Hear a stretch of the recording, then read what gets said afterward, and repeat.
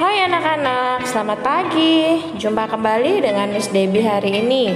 Hari ini kita akan mempelajari pembelajaran tematik tema 4, subtema 3, yaitu membiasakan hidup bersih dan sehat di tempat bermain pada pembelajaran 2 dan 3.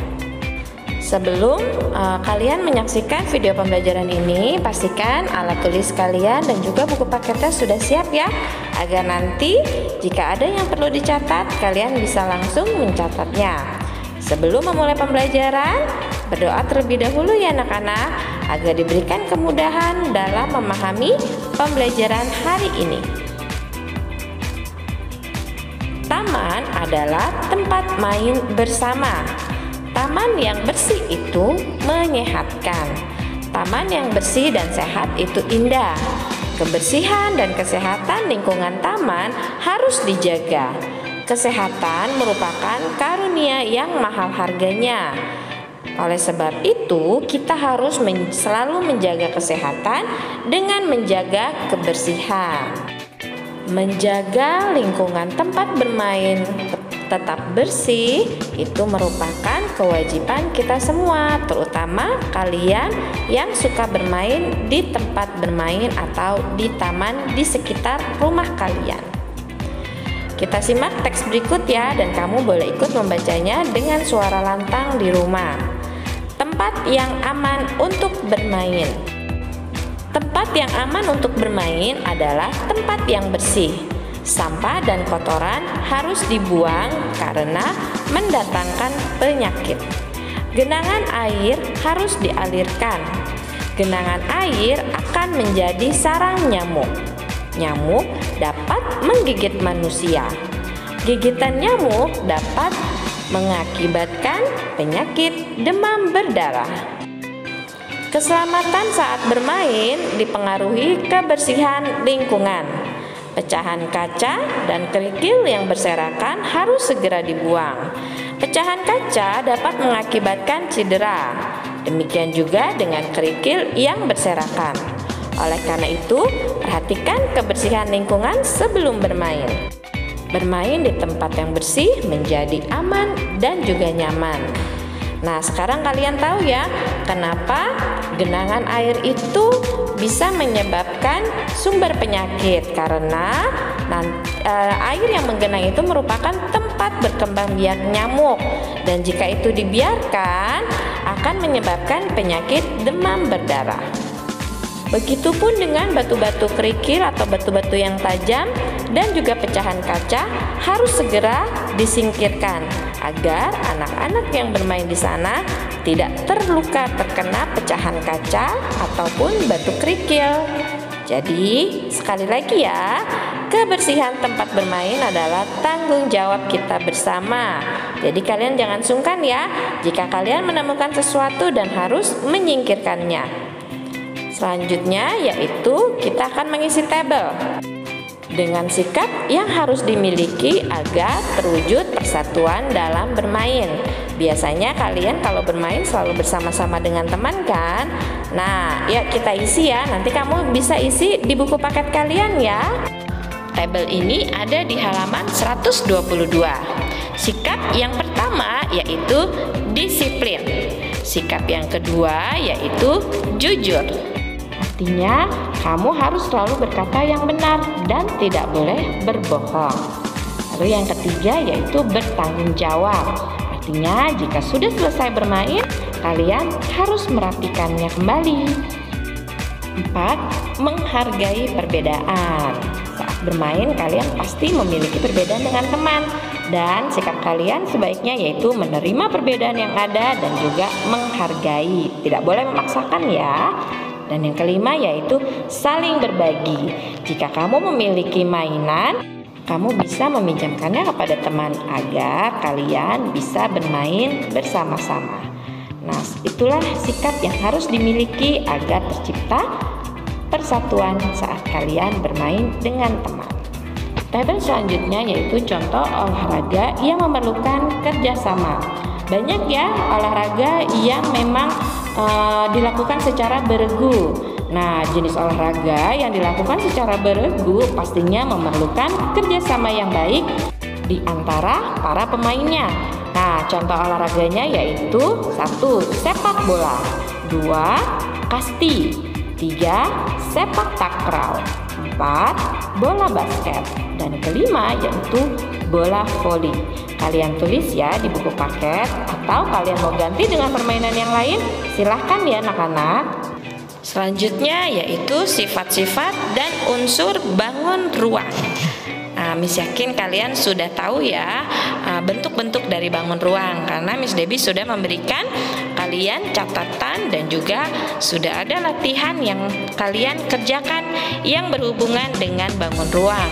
Dan Miss yakin kalian sudah bisa menghitung sisi, rusuk, titik sudut, dan juga kamu sudah bisa melihat bangun datar yang menyusun bangun ruang tersebut. Bangun yang pertama yaitu kubus. Ciri-ciri kubus yaitu mempunyai 6 sisi, yaitu sisi atas, sisi bawah, sisi depan, sisi belakang, samping kanan, dan samping kiri. Lalu mempunyai 12 rusuk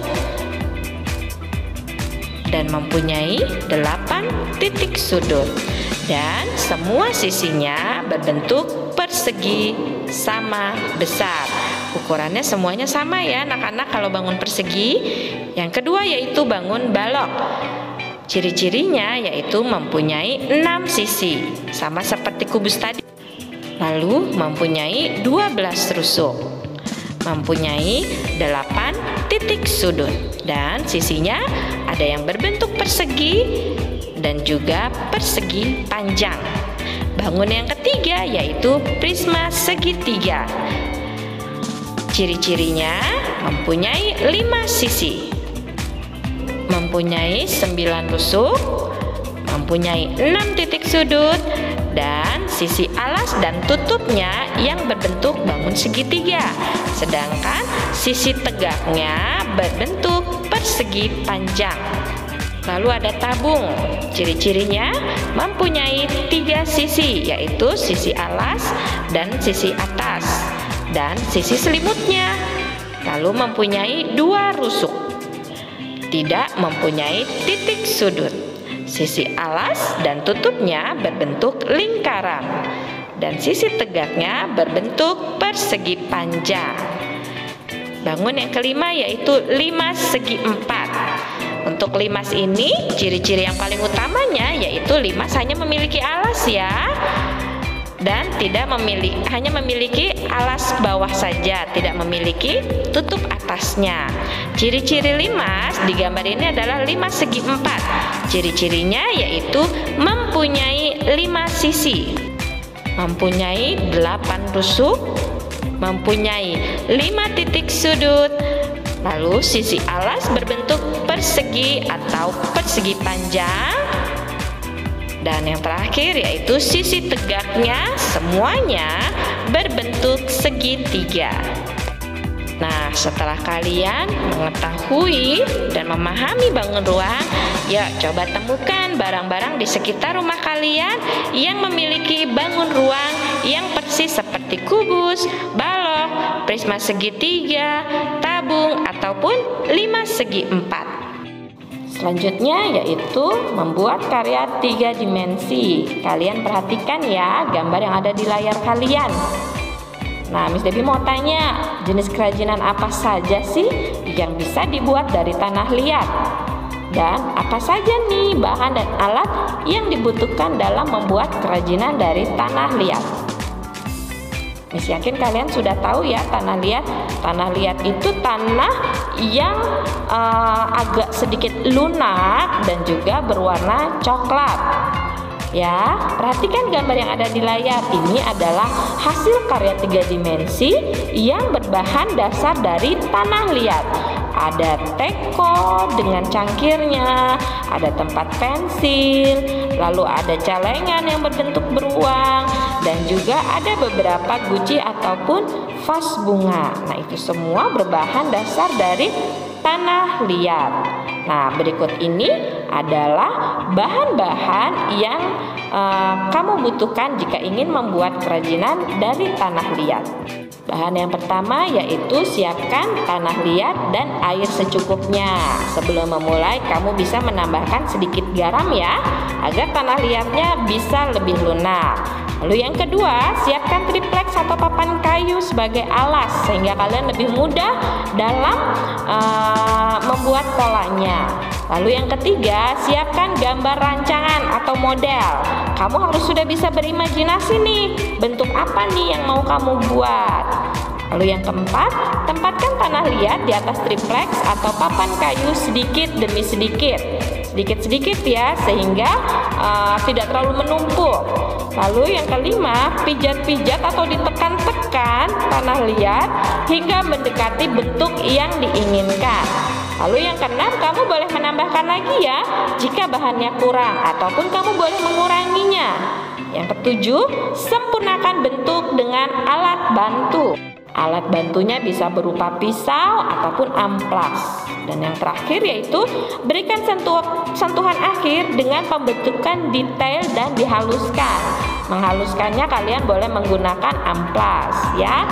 Dan juga kalau untuk finishing kalian bisa lebih menonjolkan detailnya sehingga bentuknya akan lebih sesuai dengan apa yang kalian inginkan.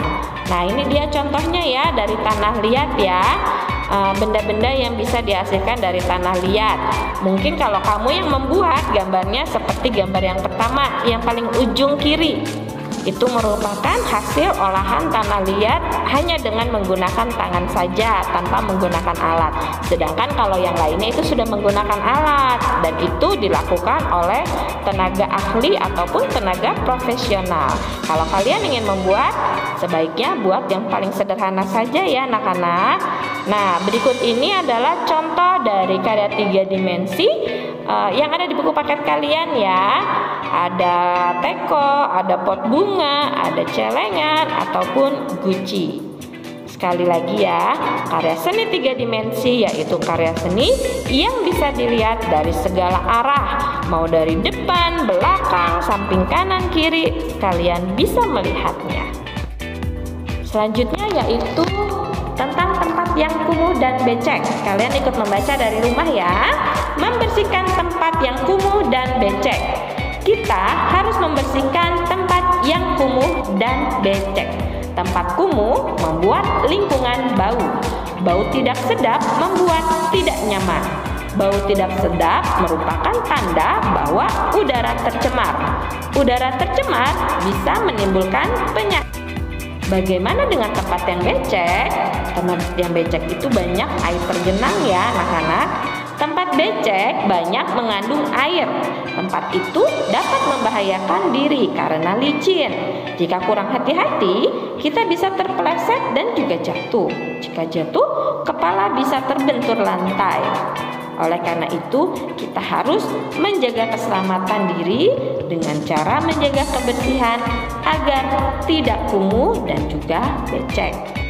Nah, berikut ini adalah gambaran dari rumah yang tidak terawat, yang tidak dibersihkan. Kalian bisa lihat ya, kotor. Rumahnya ada banyak sampah berserakan, tempat sampahnya ada di depan rumah dan di mana-mana. Tempat sampahnya pun berantakan hingga tercecer kemana-mana. Miss berharap kalian tidak seperti itu ya. Kalian adalah anak yang rajin, yang suka membersihkan rumah dan juga selalu membuang sampah di tempatnya. Lingkungan yang becek dan kumuh. Lingkungan yang becek dan kumuh itu sangat tidak sedap dipandang mata. Artinya tidak enak untuk dilihat. Nah, ciri-ciri lingkungan yang becek dan kumuh adalah banyak genangan air. Artinya di sana banyak lubang atau jalan yang berlubang, ataupun memang saluran airnya tidak lancar ataupun banyak sampah di sana. Selanjutnya yaitu banyak sampah yang berserakan dan juga berantakan. Ada tempat pembuangan sampah tetapi tidak dibakar ataupun sampahnya tidak diangkut, pastinya akan menumpuk dan juga sampah-sampah malah jadinya akan berantakan di sana. Lalu lingkungan yang becek dan kumuh harus segera dibersihkan supaya tidak menjadi sarang kuman dan penyakit. Demikianlah pembelajaran hari ini. Berharap kalian bisa memahaminya ya, dan juga kalian harus sering-sering berlatih untuk menggambar bangun ruang, dan juga kamu harus sudah bisa menghitung banyak rusuk, titik sudut, dan juga sisinya. Sampai jumpa lagi di pertemuan selanjutnya. Terima kasih.